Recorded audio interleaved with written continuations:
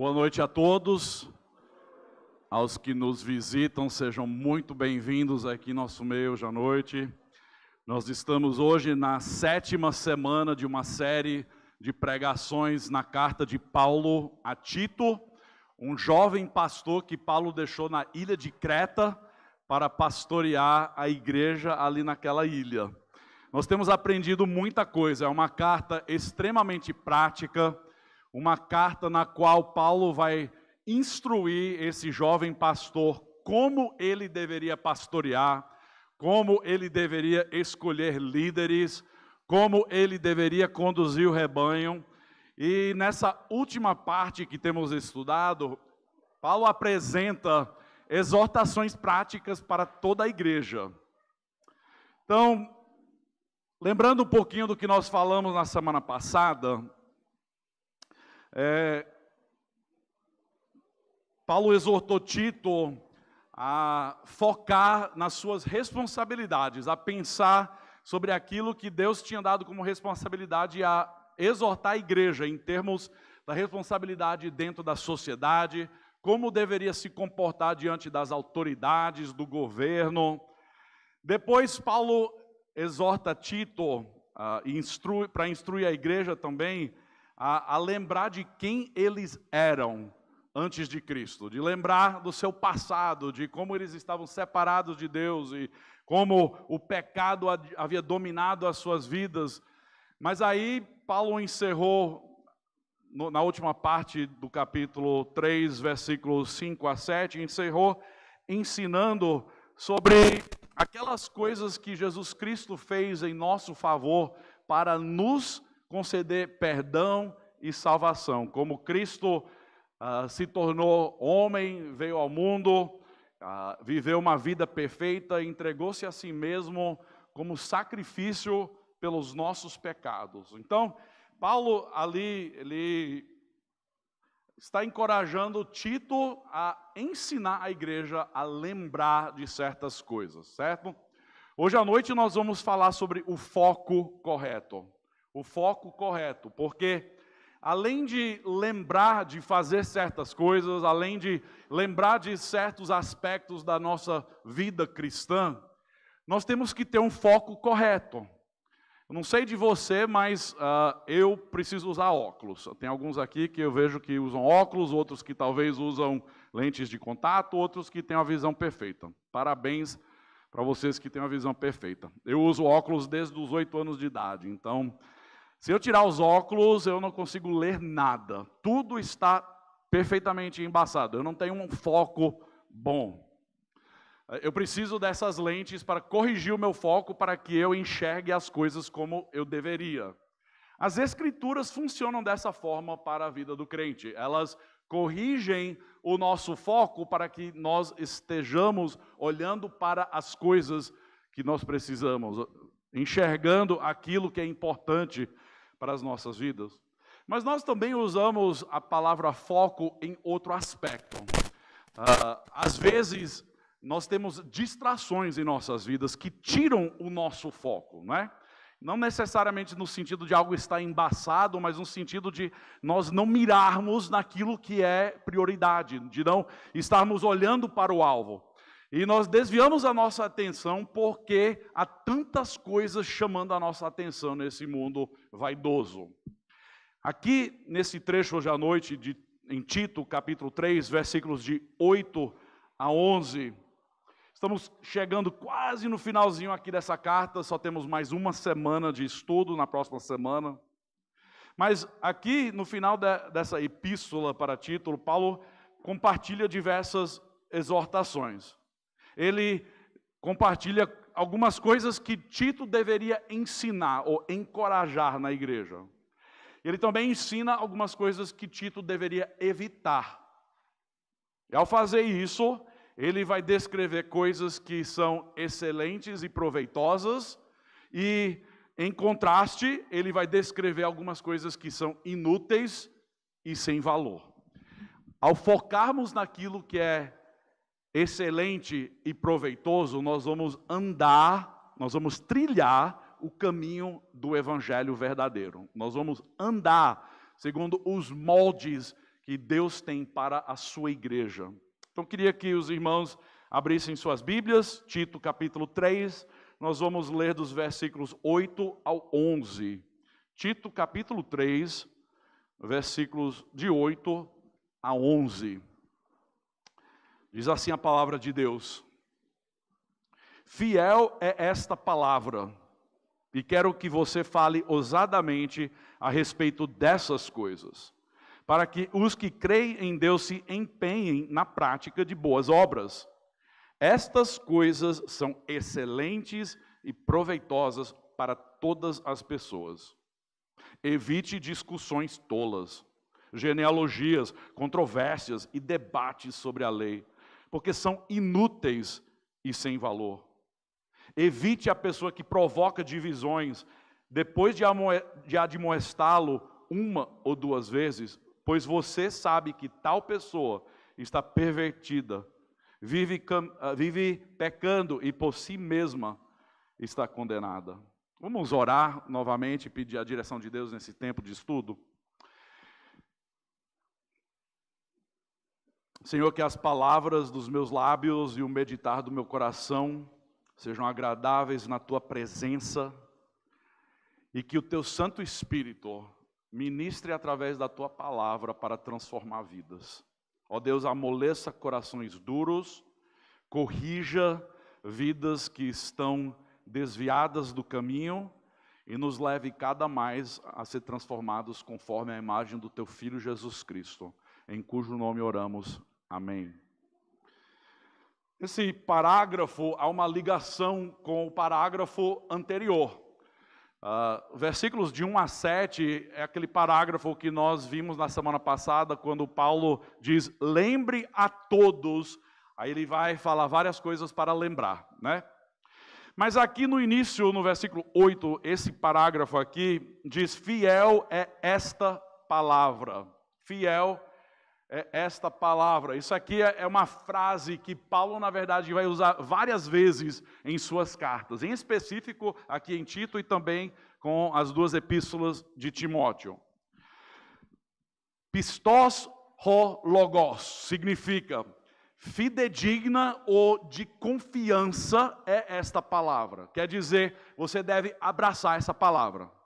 Agora, qual é esta palavra sobre qual Paulo está falando? Há alguns comentaristas que vão dizer que é a carta toda que Paulo está escrevendo. Mas eu acho que, para mantermos o contexto, é esse último parágrafo que nós vimos, né? Esse conteúdo que nós vimos na semana passada. O lembre-se das suas responsabilidades na sociedade. Lembre-se que você deve respeitar e obedecer às autoridades. Lembre-se que você não deve difamar ninguém. Lembre-se que você deve ser pacífico, que você deve ser cordial, que você deve ser amigável no seu relacionar com as pessoas na sociedade de forma geral. Lembre-se da sua condição anterior. Você era insensato, desobediente, desgarrado, escravo de todo tipo de paixão e prazer, vivendo em maldade e inveja, sendo odiado e odiando uns aos outros. Essa era a sua condição anterior. E lembre-se também da sua salvação, o que Deus fez por você, o que Deus fez por mim.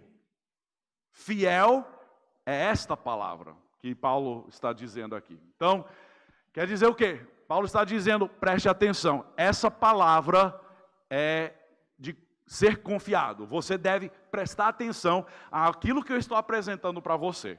Eu não estou falando de boca para fora, isso aqui não é um conteúdo para entrar no ouvido e sair do outro, isso aqui é informação que você deve gravar, você deve ensinar e você deve viver. Então, fiel é esta palavra. Hoje à noite queremos focar naquilo que é importante e evitar aquilo que não é, certo? Aqui no início nós lemos e observamos dois conceitos aqui. Algumas coisas que são excelentes e proveitosas e logo em seguida algumas coisas que são inúteis e sem valor. É um contraste muito forte entre duas maneiras de viver dentro da comunidade que é a igreja.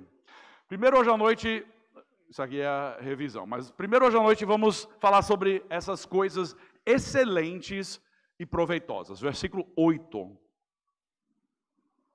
Estas coisas são excelentes e proveitosas para todas as pessoas. E aqui, quando Paulo fala todas as pessoas, ele significa literalmente todas as pessoas, certo? Não é só o povo da igreja, não. Se todo mundo praticar essas coisas aqui, é proveitoso para você. A prática de boas obras é o que Paulo está tratando aqui. Ele diz assim: fiel a esta palavra, quero que você fale ousadamente a respeito dessas coisas, para que os que creem em Deus se empenhem na prática de boas obras. Então, o que é proveitoso de acordo com esse parágrafo? É o se empenhar na prática de boas obras. Empenho na prática de boas obras. Isso é algo que Paulo queria que Tito enfatizasse, que ele ensinasse e que ele vivesse. Era um foco não pouco importante, mas muito importante, certo? Por quê? Porque algo que nós temos visto nessa carta de Paulo é que não é importante apenas ter doutrina correta, ou digamos, teologia correta, é também importante ter prática correta. É importante que a sua vida seja coerente com aquilo que você ensina, certo? Uma grande tendência dentro do cristianismo é pessoas que vivem de um jeito diante dos crentes e vivem de outro jeito diante do mundo. Isso é hipocrisia ao extremo. Mas é a tendência de muitas pessoas ao dividir suas vidas entre o sagrado e o secular, pensando que tem a vida crente e a vida no mundo secular. Mas a pessoa que confessa Jesus como Salvador e tem o seguido como Senhor de suas vidas, é uma pessoa que tem abandonado a velha vida e agora está olhando para os caminhos de Cristo, os passos de Cristo, e dizendo: eu agora abraço um novo modo de viver. É um novo modo de pensar, um novo modo de agir. Doutrina correta é de extrema importância. Paulo fala aqui nessa carta várias vezes sobre a sã doutrina, de preservar aquilo que é verdadeiro, que é a teologia correta. Mas Paulo também não deixa por aí, porque a pessoa que apenas ensina corretamente e vive de forma hipócrita, na verdade está dando um mau testemunho para o Senhor Jesus Cristo e está demonstrando o que está verdadeiramente em seu coração. Ok? A pessoa que vive dessa forma deve ser questionado se ela é salva ou não. Por quê? Porque até Cristo vai dizer que é pelos frutos que você conhecerá aquele que é discípulo. Esse conceito, então, de viver, de praticar boas obras, é de extrema importância para Paulo. Ao ponto dele dizer: ensine que se empenhem. Essa palavra se empenhar não é simplesmente brincar um pouquinho ou fazer um pouquinho de vez em quando, certo? Se empenhar em algo é se dedicar por completo. É de sofrer, de se esforçar, de lutar por algo, se empenhar. Então, quando Paulo diz aqui para Tito que aos que creem em Deus devem se empenhar na prática de boas obras, essas coisas são excelentes e proveitosas, Paulo está dizendo: aquele que é crente deve praticar boas obras, certo? Deixa eu fazer um resumo rápido em alguns trechos onde a gente vê essa ideia de boas obras. Em Tito capítulo 2, versículo 7, Tito capítulo 2, versículo 7, Paulo diz: seja você mesmo um exemplo de boas obras. Dizendo Paulo a Tito: seja você mesmo um exemplo de boas obras. Aí, também no mesmo capítulo, dizendo para ele ensinar a igreja ou o povo de Deus que eles são um povo exclusivamente de Deus, dedicado à prática de boas obras. Tito capítulo 3, versículo 1, Paulo disse que estejam prontos para toda boa obra. Nós vimos isso na semana passada, versículo 1 do capítulo 3. E hoje, na semana que vem, no versículo 14, que aprendam também a se empenhar na prática de boas obras. Para Paulo, isso não era uma questão secundária, era algo de tremenda importância para a igreja, de se empenhar na prática de boas obras. Eu vou voltar atrás só, caso alguém não tenha visto essas coisas. Paulo queria que Tito ensinasse e enfatizasse para os crentes cretenses. Era um foco muito importante, que a prática correta deve acompanhar a doutrina correta. Na teologia, nós dizemos que isso é ortodoxia, teologia correta, e ortopraxia, que é a prática correta, que é o viver correto. Então vamos correr para frente. Qual é o papel das boas obras em nossas vidas? E também vamos ver o que são de fato essas boas obras. Porque muitas pessoas vão olhar para isso e dizer, beleza, Paulo diz que as boas obras são importantes, e daí? O que é que isso significa para mim? O que é uma boa obra? Como é que eu vou fazer isso? Mas primeiro deixa eu falar um pouquinho sobre o papel das boas obras em nossas vidas. Nós temos que ter cuidado de não entender errado o propósito das nossas boas obras, certo? O grande problema dentro da religião é que muitos colocam as boas obras no seu lugar errado na vida de uma pessoa. Pensando que se você fizer certas coisas, você vai, de alguma forma, merecer a salvação de Deus. Ou se você fizer A, B e C, de repente você vai ser aceito por Deus. Se você praticar certas regras religiosas, que você vai merecer o perdão de Deus. A Bíblia não nos ensina isso. Muito pelo contrário, nós vimos até na semana passada que salvação vem pela graça de Deus. Não há nada que nós podemos fazer por conta própria que vai merecer a salvação de Deus. Efésios capítulo 2, versículos 8 a 10, eu queria que vocês olhassem ali comigo, porque é um dos trechos melhores para nos ensinar o papel das boas obras em nossas vidas, certo? Efésios capítulo 2, versículos 8 e 9, 8 a 10, digamos. Para pegar o contexto, Paulo, nos versículos anteriores, tinha falado para os crentes efésios que eles, antes da salvação, eram filhos da ira de Deus, eles eram inimigos de Deus e eles estavam mortos em seus delitos e pecados. Eles mereciam nada mais do que a morte eterna. Mas aí ele vai dizer, mas Deus, sendo rico em misericórdia, por causa do seu grande amor com que nos amou, nos deu vida. E aí ele vai chegar aqui no versículo 8 e vai dizer, por quê? Pela graça vocês são salvos, mediante a fé. E isso não vem de vocês, é dom, quer dizer, presente de Deus. Não de obras, para que ninguém se glorie. Aí versículo 10. Pois somos feitura dele, criados em Cristo Jesus, para boas obras, as quais Deus de antemão preparou para que andássemos nelas. Algumas pessoas ficam confusas quando leem esse trecho.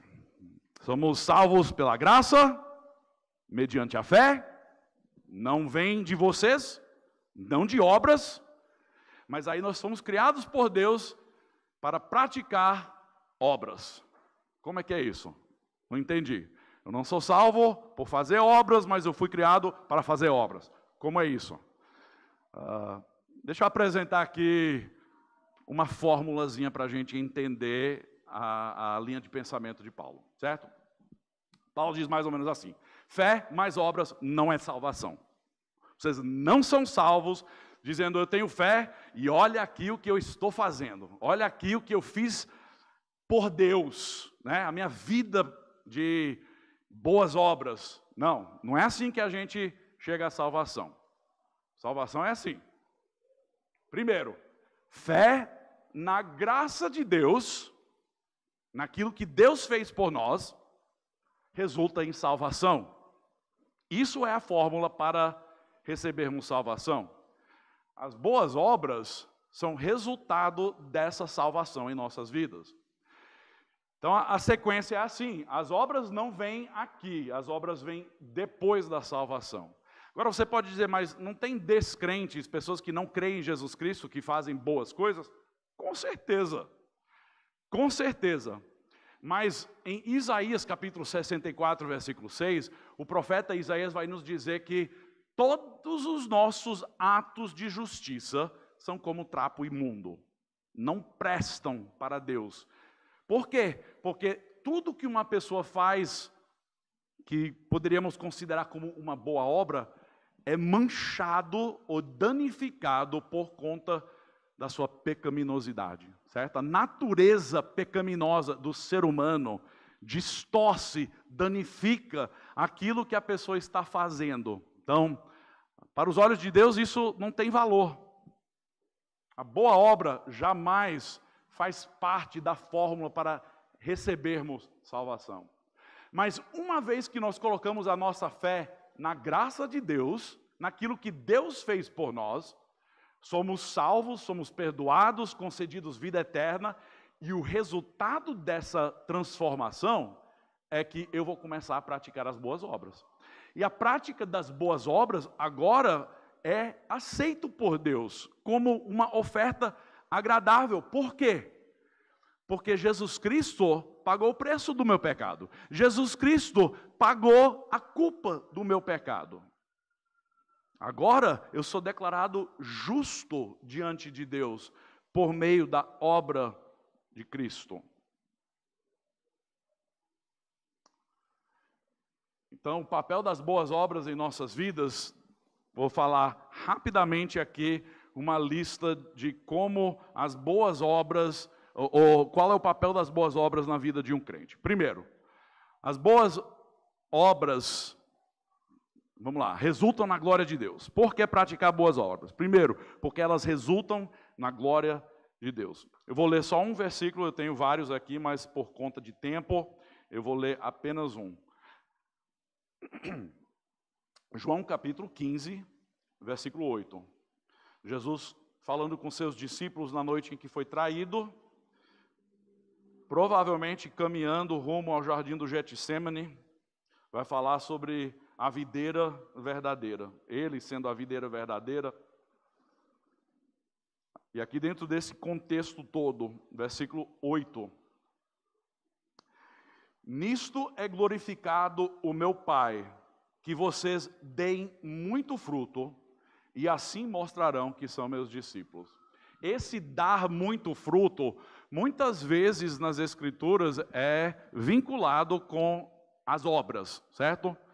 Produzir fruto, a produção de fruto, é você fazer boas obras. Então, quando Jesus vai dizer que Deus é glorificado, ou o Pai é glorificado quando nós produzimos muito fruto, e assim demonstrará que nós somos discípulos de Cristo, significa que as obras que nós produzimos vai glorificar a Deus, vai engrandecer o seu nome.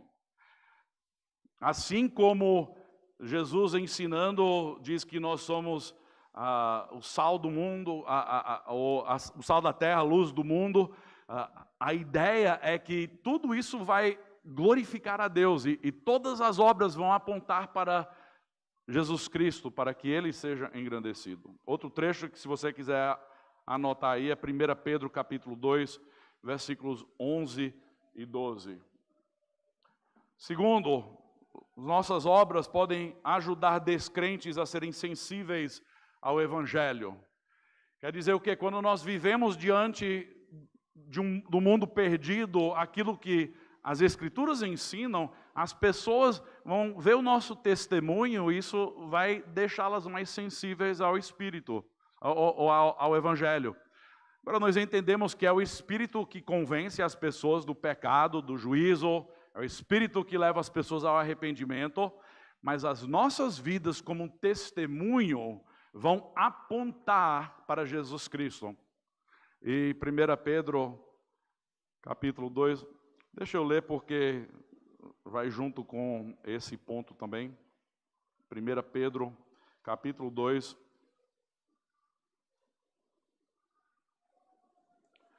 Primeira carta de Pedro, capítulo 2, deixa eu ler aqui versículos 11 e 12.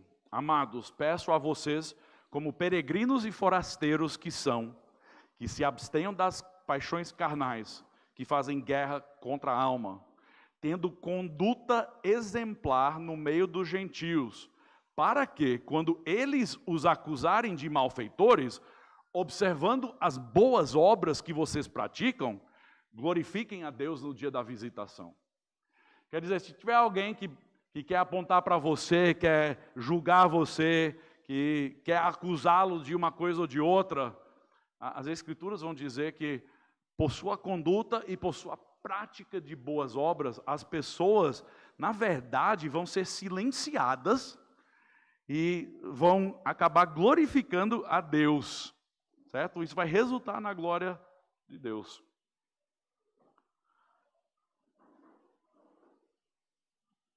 Terceiro princípio, as boas obras demonstram a natureza viva da nossa fé.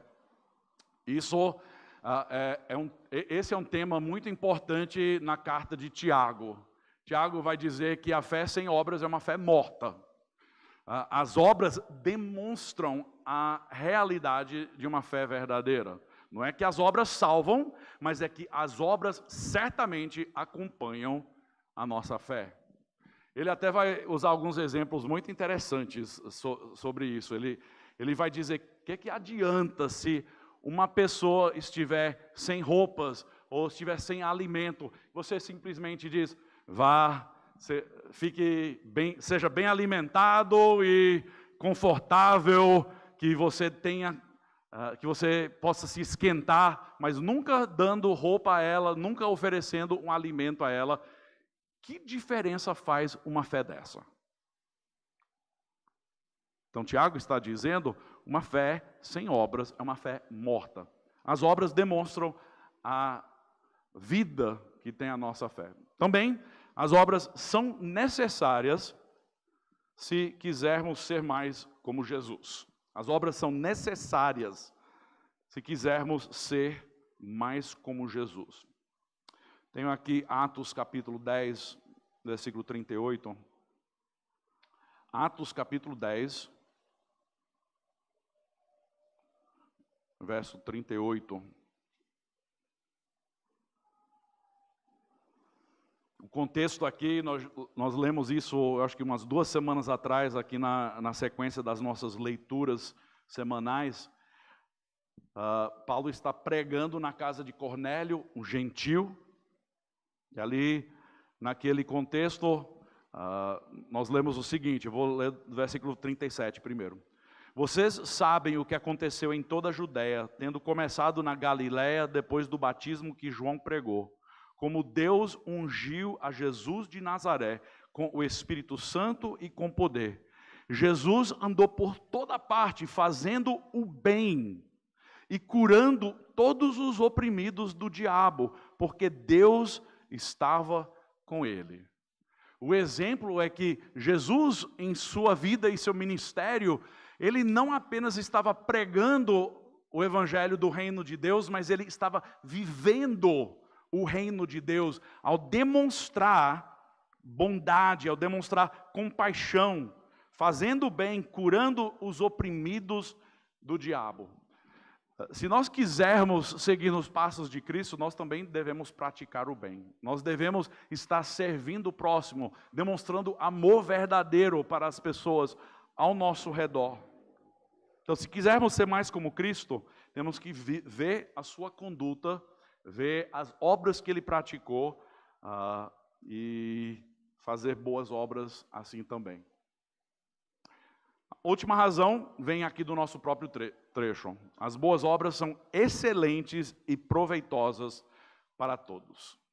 Excelentes. Não sei de você, mas eu gosto de fazer coisas de forma excelente, né? A gente fala muito sobre isso, até no mundo de negócios. As pessoas sempre querem fazer as coisas com excelência. Por quê? Porque isso tem valor.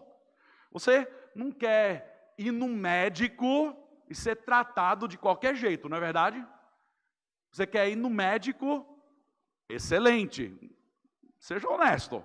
Quem é que quer ir fazer uma cirurgia no médico que faz as coisas de qualquer jeito. Não. A gente quer o melhor, a gente quer ir no médico que vai nos tratar com excelência. Então, a prática de boas obras é uma coisa excelente para a pessoa que conhece a Cristo, a pessoa que segue a Jesus Cristo. E é proveitoso em que sentido? É proveitoso para todas as pessoas ao nosso redor. Quando você serve as pessoas, isso é para o benefício do próximo. Quando você ama a outra pessoa, isso é para o benefício dela. Mas o interessante é que quando nós abençoamos os outros, o resultado é que nós acabamos sendo abençoados também. Isso é proveitoso para todos, não apenas para o recipiente, mas até para a pessoa que está fazendo. Ok? Então isso é o porquê. Na semana passada eu coloquei aqui essa citação do pastor Stephen Cole. Vou colocar de novo porque para entender esse conceito de boas obras. Ao lembrarmos da graça de Deus que nos transformou, seremos motivados a demonstrar essa mesma graça aos outros através das nossas boas obras. Então, esse pastor estava dizendo, baseado no que Deus fez por nós, no trecho nós vimos aqui a importância de lembrar, né? Lembrar que Ele nos salvou, que Ele derramou sobre nós ricamente o Espírito Santo por meio de Jesus Cristo, o nosso Salvador, nos justificou pela graça. Nós somos agora co-herdeiros, ou herdeiros segundo a esperança da vida eterna. Deus nos deu tanto em Cristo. Nos salvou, nos garantiu vida eterna, nos justificou, nos deu perdão dos pecados. Por causa disso, eu vou praticar as boas obras, porque eu sei que é isso que Deus espera de mim. Então, vamos lá, vamos falar sobre alguns exemplos práticos de boas obras. Em vez de fazer uma aplicação prática no final da pregação, nos 2 pontos aqui hoje à noite nós vamos fazer uma aplicação, certo? Então temos 2 pontos principais. O primeiro é as boas obras e o segundo a gente vai chegar. Mas a aplicação prática aqui é simplesmente compartilhar alguns exemplos de boas obras que encontramos nas Escrituras. Essa lista vai ser rápida, certo? Se você não conseguir anotar tudo, não se preocupe. Primeiro, compartilhar o Evangelho da graça de Deus é uma boa obra. Compartilhar o Evangelho da graça de Deus é uma boa obra. Porque vai produzir fruto para a glória dEle, para que o nome dEle seja conhecido em toda a terra. Encorajar uns aos outros, na igreja, fora da igreja. Hebreus 3, 12 e 13 vai falar sobre a importância de encorajarmos uns aos outros. Efésios capítulo 4 também vai falar isso. Entendendo que uma palavra encorajadora eleva uma alma abatida. Não sei se essa é a sua experiência, mas em momentos de tristeza, de angústia, quando alguém chega do meu lado e fala uma palavra encorajadora, parece que anima a alma, tira um certo peso dos nossos ombros.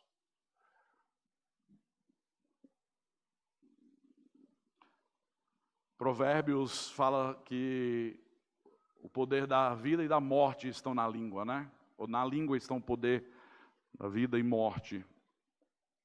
Com as nossas palavras podemos encorajar ou destruir. Com as nossas palavras nós podemos demonstrar atitudes de Cristo ou podemos demonstrar atitudes do inimigo, da velha vida. Restaurar irmãos mais fracos na fé. Gálatas capítulo 6 fala sobre isso. Tiago capítulo 5, também versículos 19 e 20. A importância de ver um irmão mais fraco na fé e poder restaurá-lo quando está se desviando do caminho, correndo atrás de outras coisas. Se restaurarmos o irmão mais fraco na fé, isso é uma boa obra. Ajudando pessoas carentes, pessoas fracas, pessoas abandonadas, pessoas rejeitadas. Vocês se lembram ali em Mateus capítulo 25, quando Jesus, falando aos seus discípulos, ele encoraja os seus discípulos a praticar a compassividade, a compaixão aos menores destes. Agora, quais são os menores destes? São crianças. Pelo contexto, imaginamos que são pessoas desamparadas, pessoas que estão separadas, pessoas que precisam de ajuda, precisam de encorajamento, talvez uma pessoa carente, uma pessoa abandonada, uma pessoa rejeitada. Há tantas pessoas na sociedade que são rejeitadas pela maioria. Cristo falou em Mateus capítulo 25, quando nós praticarmos assim uma boa obra pelos menores desses, nós fazemos isso por Ele mesmo, pelo próprio Senhor Jesus Cristo. O exercer de dons e talentos, a prática dos dons e talentos é uma boa obra. Romanos capítulo 2, de 3 a 8, tem um trecho inteiro ali que fala sobre a prática dos dons e dos talentos dentro da comunidade cristã. Uma boa ética de trabalho, certo? Talvez você não foi criado num lar onde você foi ensinado uma boa ética de trabalho. Eu dou graças a Deus que na minha casa eu fui. Desde cedo eu fui ensinado que eu também tinha responsabilidades dentro da família. Então cada pessoa tinha suas responsabilidades e aprendendo a trabalhar até quando eu era novo, isso me ajudou a entender ou a formar uma boa ética de trabalho. Isso porque nós fazemos tudo para a glória de Deus. Até o nosso trabalhar, como o Bruno falou hoje à noite, é uma maneira de adorar a Deus, se nós fizermos isso para a sua glória. Andar em honestidade e integridade, na declaração de imposto de renda, no seu trabalho, ao lidar com clientes, criar amizade com seus vizinhos. Você já pensou que conhecer os seus vizinhos e criar amizades com elas pode ser uma boa obra? Com certeza. Que mais? Cuidar do meio ambiente. Eita, pastor, está virando liberal aí, está falando sobre... Não é o que eu quero dizer, mas como cristão, como crente verdadeiro em Jesus Cristo, eu devo evitar a poluição ao máximo possível. Eu não vou jogar lixo na rua, eu vou cuidar, certo? Eu não vou poluir um rio, eu vou fazer o possível para cuidar. Lá atrás em Gênesis, antes do pecado entrar na criação perfeita, o que nós encontramos é Deus dando uma ordem ao homem e à mulher de cultivar, de cuidar da terra que Ele havia criado. Então, não jogando lixo na rua, nós devemos plantar, devemos cultivar, nós devemos cuidar das coisas que Deus nos deu, ser bons mordomos. Contribuir com projetos missionários. Então, não estou falando só de orar pelo missionário, mas contribuir financeiramente, de ser sacrificial e generoso com projetos missionários. Ser um bom pai ou sustentar a igreja. Ser um bom pai, um bom marido, uma boa esposa, um bom filho, uma boa filha. Nos nossos relacionamentos familiares, devemos amar um ao outro, devemos perdoar um ao outro. Colocar os interesses dos outros antes dos nossos.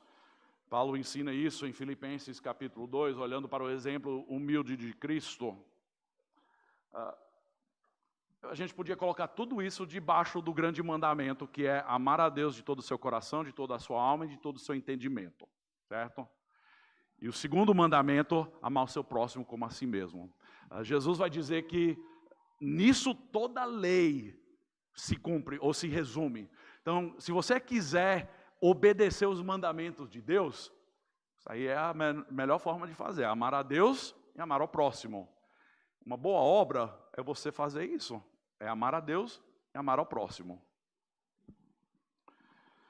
Então, agora que nós vimos o que é excelente e proveitoso, vamos agora dar uma olhada nas coisas que Paulo exorta Tito a evitar. Coisas inúteis e sem valor. Ele vai falar aqui no versículo 9 que tais coisas são inúteis, sem valor. Então, se ele disse isso aqui é excelente e proveitoso, Contraste são essas outras coisas aqui que são inúteis, não prestam, não têm valor. Quais são essas coisas? Discussões tolas. Discussões tolas. Agora, você pode pensar, mas isso é só uma discussão boba sobre alguma coisa? Não. Paulo vai esclarecer isso com as outras coisas que ele vai falar adiante. Mas o que nós devemos focar é que as nossas conversas, as nossas interações devem focar naquilo que é importante, certo? Nós não devemos discutir ou brigar por questões secundárias. Nós devemos lutar e brigar entre aspas, pelas coisas primárias que as Escrituras ensinam. Tiago nos diz que a língua é como um fogo indomável, que destrói tudo à sua frente, tudo no seu caminho. Ele apresenta aqui genealogias. Paulo escreve isso também para Timóteo. Nos parece que para algumas pessoas havia algo muito importante em alicerçar quem eles eram com uma boa genealogia judaica, especialmente os judeus, né? Eles queriam saber que eles tinham uma boa linhagem, que essas genealogias que eles poderiam traçar até lá atrás, os patriarcas, os pais da fé. Mas para outras pessoas, nós entendemos ao ler outros escritos históricos que parece que havia um certo misticismo ao usar genealogias. Não entendemos exatamente o que significa, mas de alguma forma ou de outra, as genealogias estavam sendo utilizadas de forma errada. Agora, genealogias são importantes, a Bíblia contém genealogias. Temos estudado recentemente em Gênesis diversas genealogias. Deus colocou isso nas Escrituras por um determinado propósito, mas não é para a gente ficar brigando a respeito de genealogias. O que mais ele coloca aqui nessas discussões tolas? Controvérsias. Quantos aqui podem admitir que já caíram na armadilha de discutir sobre assuntos que poderiam ser chamados de controvérsias? Alguém? Você já discutiu sobre assuntos controversiais? Isso? Controversos, isso, desculpa. Sabia que estava errado. Qual é o problema com discussões controversas? Qual é o problema com esse tipo de discussão? É porque a gente quer ter a razão, na maioria das vezes. É porque a gente quer ser certo. Não sei se você tem essa tendência quando você discute com pessoas. Talvez você é bem intencionado no início, mas no final, muitos de nós somos levados pela emoção a discutir a respeito de coisas que não têm um mínimo de importância eterna. E assim nós desperdiçamos tempo valioso e caímos naquilo que Paulo vai descrever como discussões tolas, como algo que não é proveitoso, como algo que não tem valor, é inútil para as nossas vidas. Mas aí ele também vai falar sobre debates sobre a lei. Debates sobre a lei.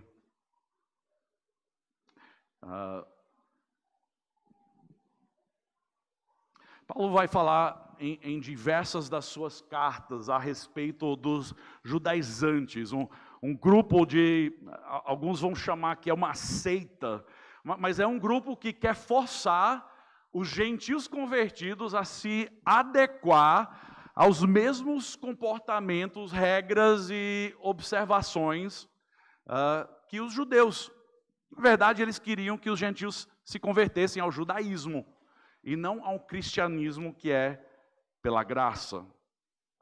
E ao fazer isso, havia muitas discussões a respeito da lei em todo lugar onde tinha igreja na Ásia e na Europa. Por quê? Porque nos parece que os judaizantes estavam sempre um pouquinho atrás de Paulo, onde Paulo andava e plantava igrejas, pregava o evangelho.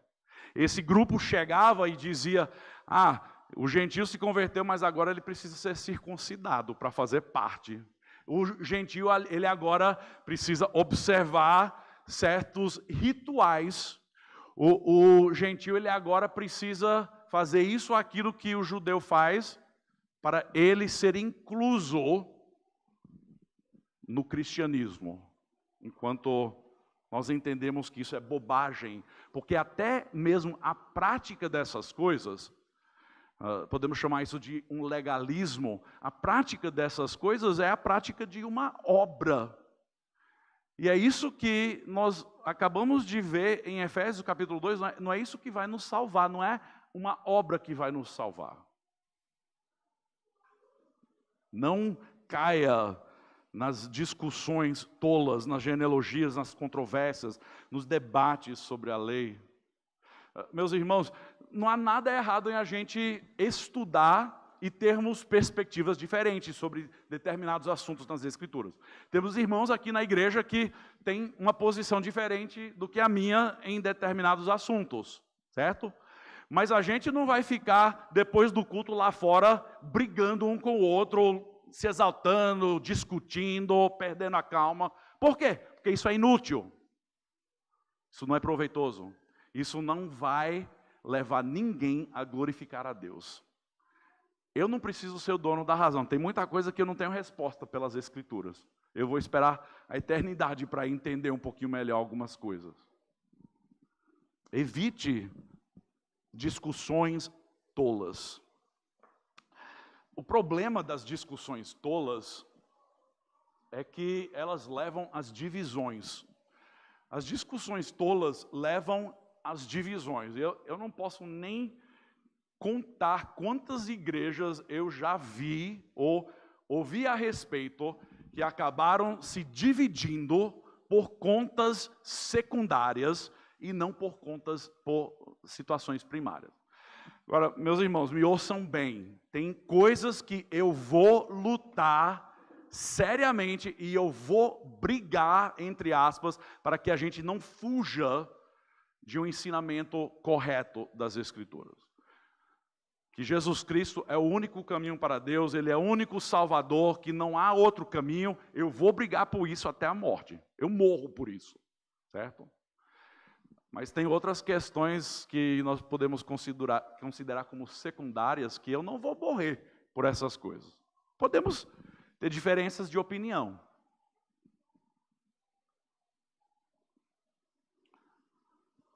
Porque essas coisas levam à divisão.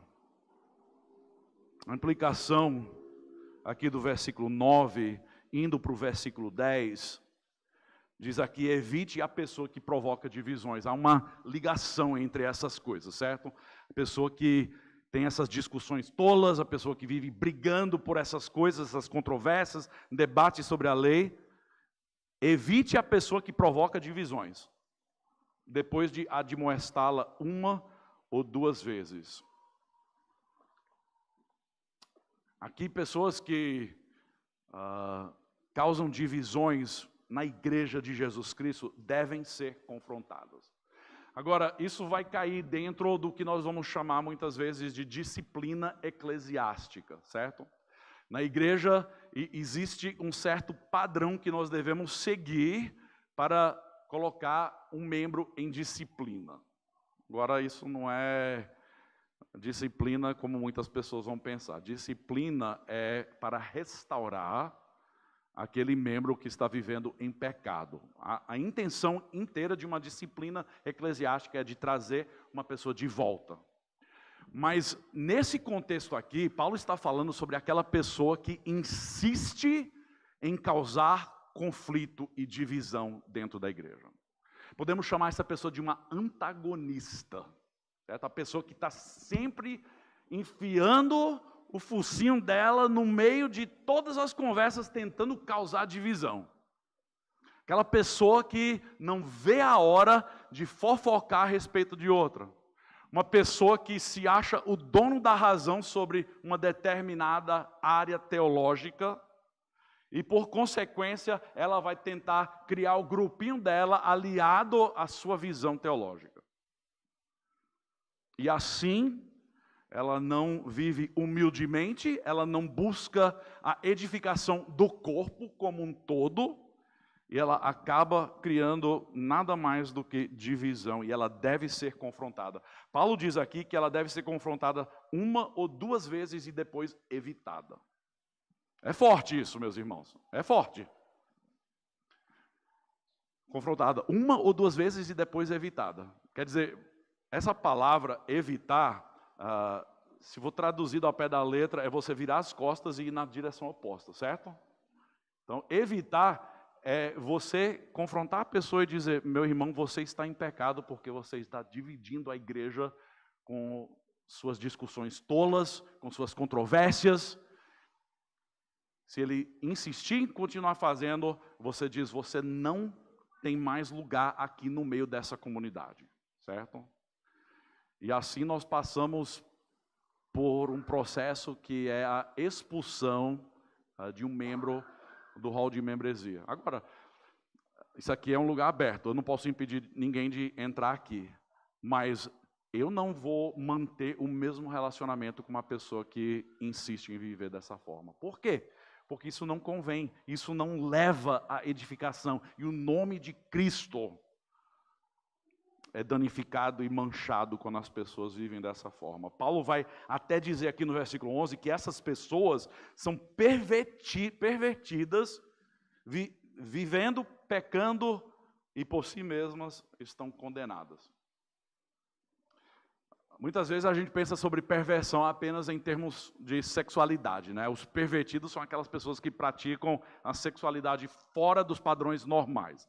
Mas uma perversão é simplesmente você distorcer aquilo que é bom, aquilo que é certo, certo? Então você perverter alguma coisa é você distorcer ou danificar o correto, o bom. A pessoa pervertida aqui é a pessoa que causa divisão, a pessoa briguenta, a pessoa que está levando por meio das suas discussões tolas, por meio das suas controvérsias, seus debates desnecessários. Há um lugar para discutirmos de forma saudável dentro da igreja, certo? Há um lugar para isso. Há um momento certo para isso. Mas eu digo que isso tem que ser saudável, no sentido de que não é que eu sou dono da verdade, eu entendo todas as escrituras, sou melhor do que você, eu quero mostrar para você o seu erro, mas não, humildemente, vamos estudar a palavra de Deus juntos, vamos ver para onde isso nos leva. Podemos acabar entendendo isso diferente um do outro, beleza, mas se isso não afeta em algum aspecto a essência da fé cristã, meu querido, eu não vou causar briga, eu não vou dividir por conta disso, certo? Muito bem. Eu tenho 2 minutos para terminar. Estou já no final. Interessante que Paulo não apenas alertou Tito, mas também Timóteo nas suas 2 cartas a respeito das mesmas coisas, discussões e disputas. Vejamos. Primeiro, aqui em 1 Timóteo, capítulo 1, versículos 3 e 4, Paulo vai falar que há aqueles dentro da comunidade, na verdade ele vai chamá-los de falsos mestres, eles criam disputas e divisão, ao invés de edificação e unidade, certo? Aquela pessoa que cria disputas e divisão, ao invés de edificação e unidade. Essas mesmas pessoas são descritas no final da primeira carta de Paulo a Timóteo, capítulo 6.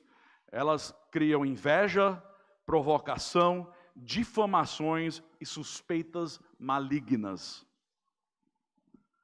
No mesmo capítulo, elas levam alguns a se desviarem da fé. Imagina isso. Você quer o peso disso nos seus ombros, por conta de discussões tolas, por conta de controvérsias, de levar uma pessoa mais nova na fé e desviar porque ela não entendeu aquilo e ficou confusa e acabou partindo, é o que Paulo diz aqui. 2 Timóteo, capítulo 2, versículo 14, esse mesmo tipo de pessoa, elas prejudicam os ouvintes. Por quê? Isso não é proveitoso. Isso vai atacar, vai causar constrangimento, prejudica.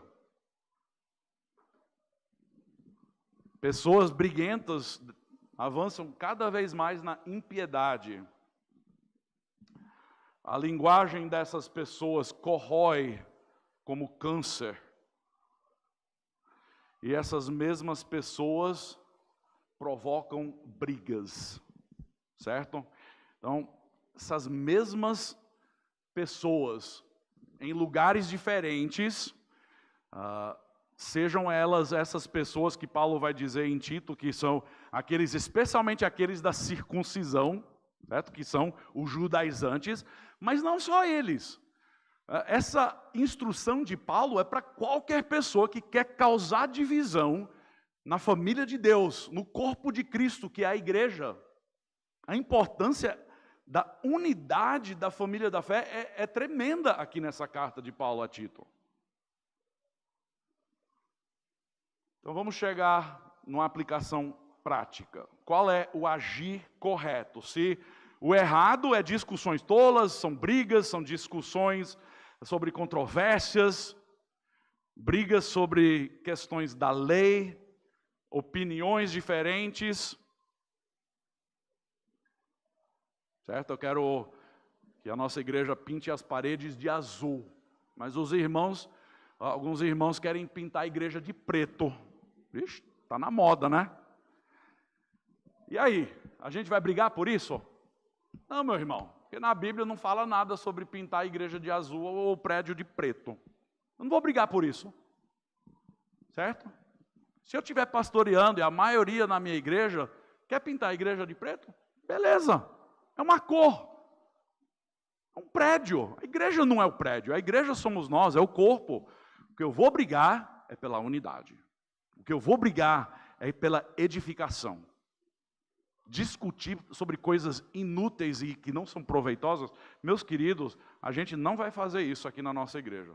Então, em contrapartida, palavras que edificam. Efésios capítulo 4. É um trecho que eu mandava as minhas filhas memorizar. Eu acho que eu já compartilhei isso aqui algumas vezes. As minhas meninas, elas tinham, por muitos anos, as duas filhas, tem uma diferença de, 3 anos?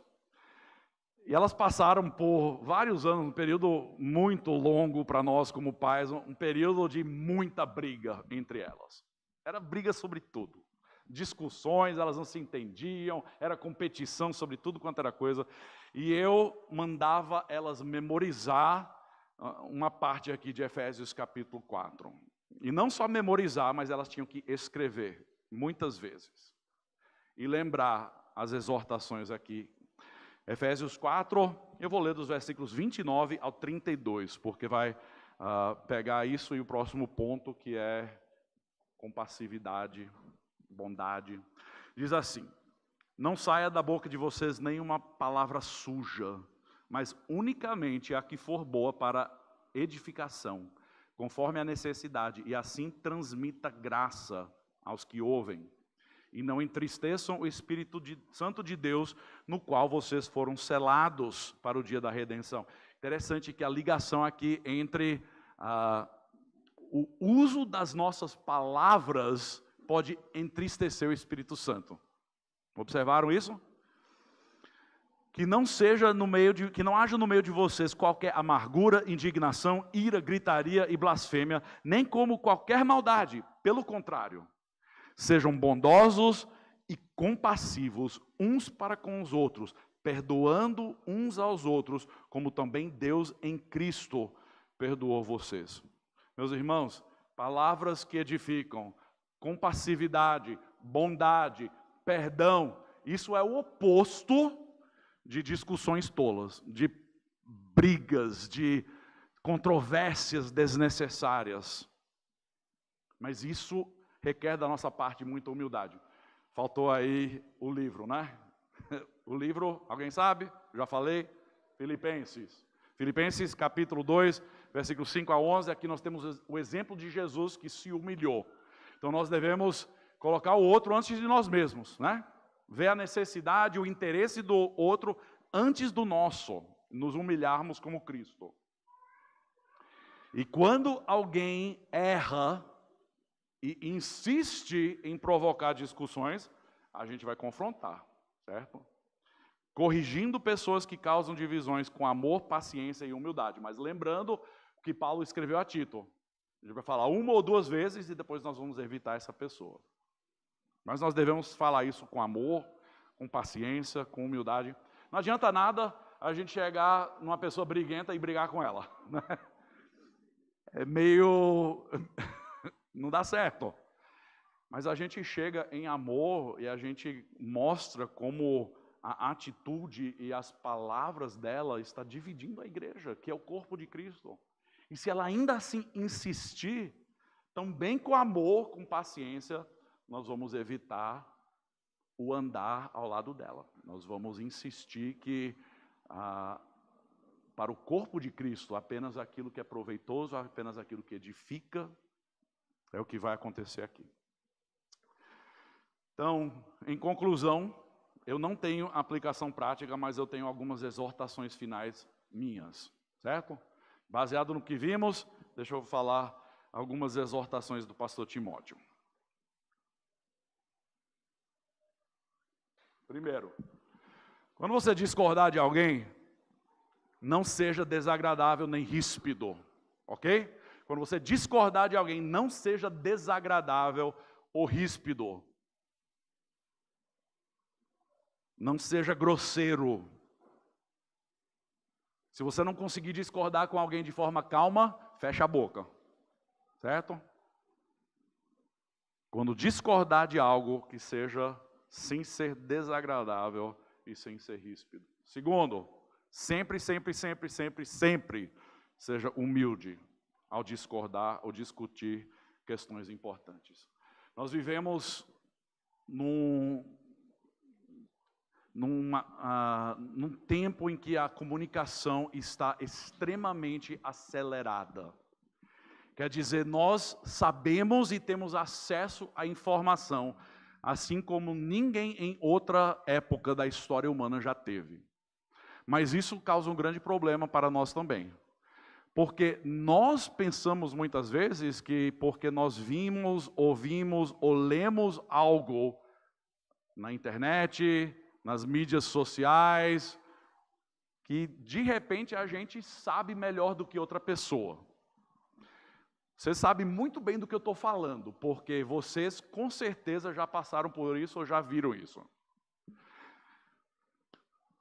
Meus irmãos, eu vou falar alguma coisa aqui, não é para ofender ninguém, não estou falando mal de nenhum pastor, de nem uma celebridade cristã, mas, meus queridos, a gente tem que parar com as brigas online, uns com os outros, como irmãos em Cristo.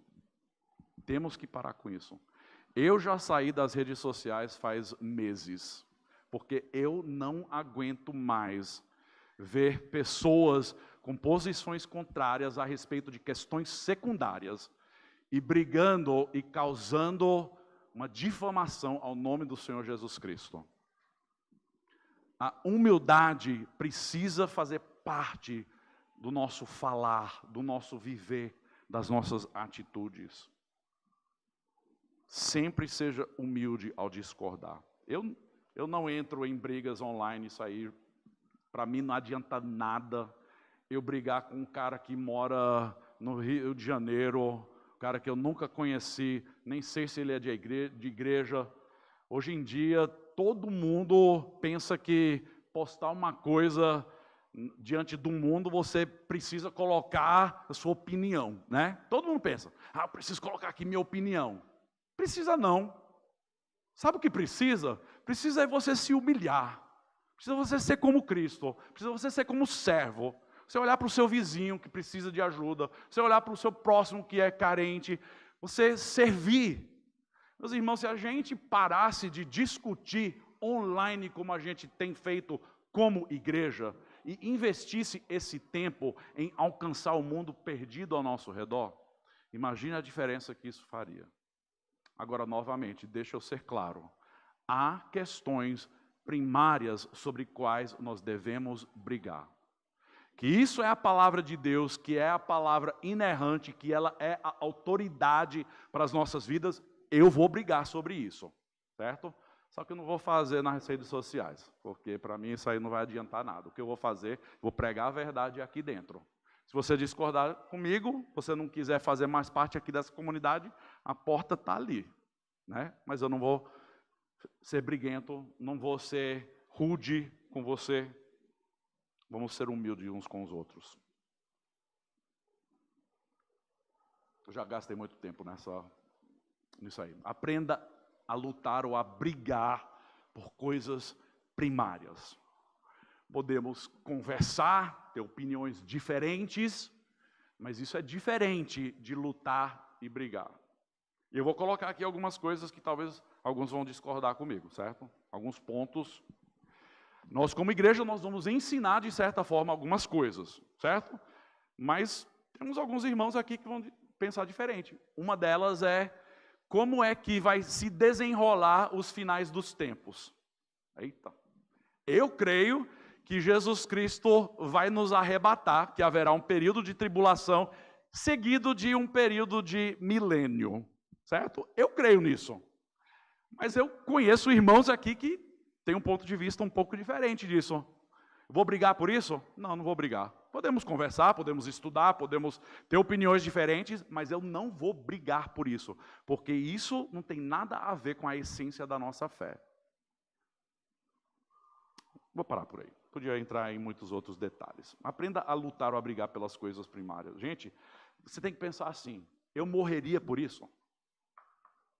Se é um aspecto da fé cristã por qual você morreria, assim como os mártires da igreja primitiva, você morreria como um irmão sendo perseguido em outra parte do mundo? Se não é uma coisa por qual você morreria, é uma questão secundária. Pode ter certeza que é uma questão secundária. É uma questão que não vale a pena você destruir o seu irmão e causar divisão dentro da igreja. Vamos aprender a defender a fé, sendo firmes, mas não sendo briguentos nem indelicados. Certo? Agora, a gente pode dizer que Jesus foi indelicado com alguns, né? Em alguns aspectos. Jesus chamou os fariseus de sepulcro caiado, né? Eita.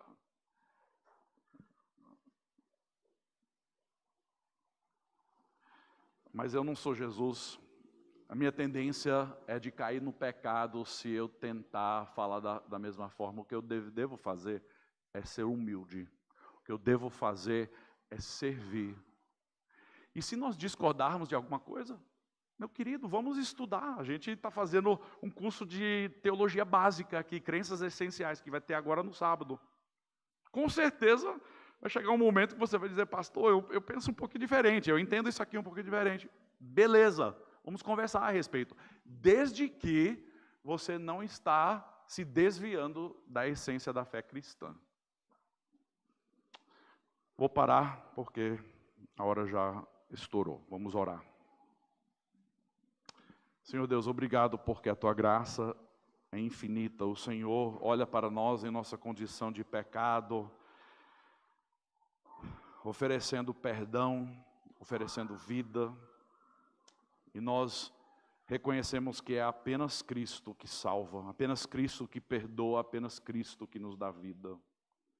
E é por causa disso, Pai, por causa da nossa fé, por causa daquilo que Cristo fez por nós, que nós queremos também, ó Deus, praticar as boas obras. É por isso que nós queremos ter uma conduta diferente na frente do mundo, ó Deus, para que o Senhor seja glorificado. Mas também, ó Deus, por causa de Cristo e por tudo que Ele fez por nós, nós também, ó Deus, nós não queremos nos envolver em discussões tolas. Nós não queremos, ó Deus, ser briguentos, nós não queremos correr atrás de assuntos secundários, mas que possamos nos firmar na essência da fé. Que possamos discordar uns com os outros de forma humilde, ó Deus. Que nós possamos olhar sempre para o outro antes de nós mesmos. Que nós, se em algum momento, ó Deus, formos elevar as nossas vozes ou ficarmos irados uns com os outros, ó Deus, que nós possamos simplesmente fechar a boca, nos humilharmos diante de Cristo e dizer: Senhor, me conceda graça para tratar o meu irmão assim como o Senhor tem me tratado. Obrigado por teu grande amor, obrigado por tua graça que nos alcança e nos transforma. E é em cujo nome do Senhor Jesus Cristo que oramos. Amém.